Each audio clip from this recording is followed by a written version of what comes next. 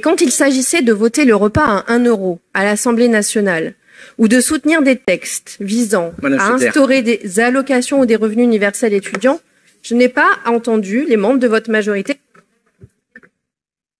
Très bien. Mes chers collègues, nous restons sur les affaires locales.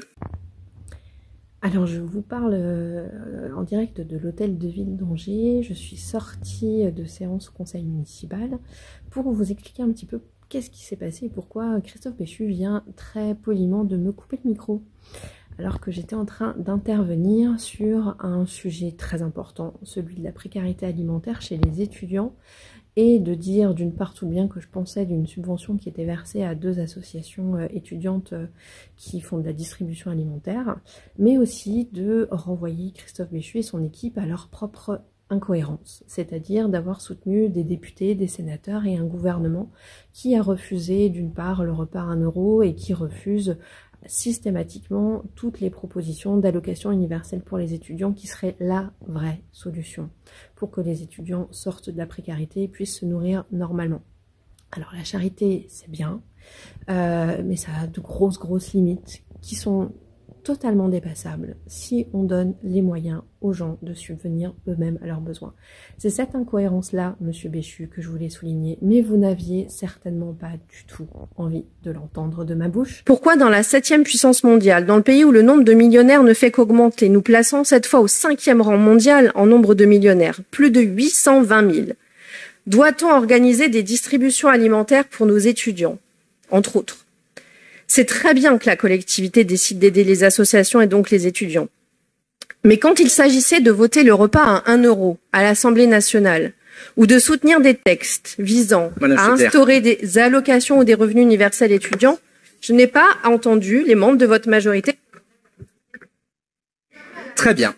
Mes chers collègues, nous restons sur les affaires locales.